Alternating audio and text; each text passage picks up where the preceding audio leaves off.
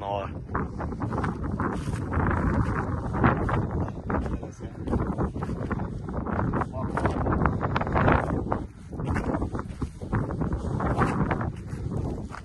Şimdi ortaklar 1300 kvadrat yer bu.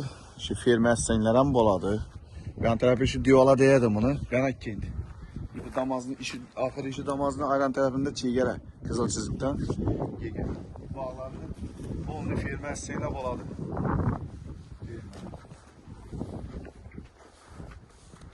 Yine bunu alalım neyse. Gelelim. Şundan ahırı kızıl çizgimiz şimdi varıp diyola yapışadı.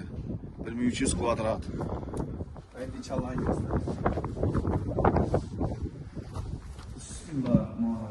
Yine yolda konkret bu satıladığında bir yaşamak üzerinden cayemez. Bu yaşaladığın yaşımanda netken bu. Bartere gelip kaldı bu. Yani bir gip sakardan birini paka üremini ne etip koydular. Çok ne etip koydu. Elden giygesi. İberimiz gaz etken beni katta zal etsem boladı bunu. Yine ağaçlarını gözet. İçinde ağaçla bilen bu tepede ağaçlı gözet. Peste incirizim var. İçinde ağaçla bilen bastılıngan bu. Yeşinci haltura işten gelemez bu. Paksadan bu anca yine. Yine beni garaj etip koygan bunu elden giygesi. Bunu katta zal et. Ben girişte ben kösetler. Ben katta zamı dolup kaptı. Ben açmayayım hazır.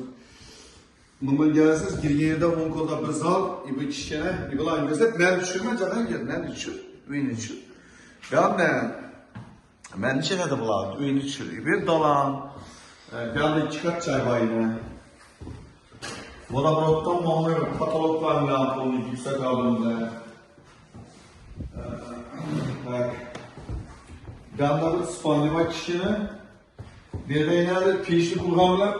Yaşamalı beri. Taza piş tuttu. Ot ne akip? Dıpırdat yine. Benim gibi sakardan bilen bekleyin gel. Bak. 1300 opşi.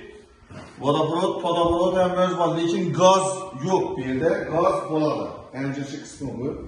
1.25 yıl nerede sonra düşüneceğim diye. İleride bulacak ne oladı bir süet ne? Gaz gelir. Süet var. Süetten mamma yok. Vodaprottan mamma yok. Gazam gelir burada kalsa. Bu aranlıktan ben tarafından göster. Yine ben de firmaya sap oladım bunu. İban'ı göstersin. Yine ben ona yazarım. Cakkı. Ben içinde.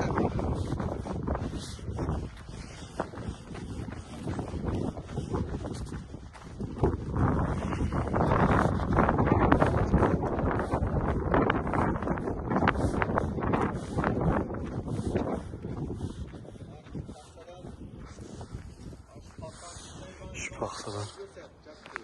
Yaxşı. Yaxşı.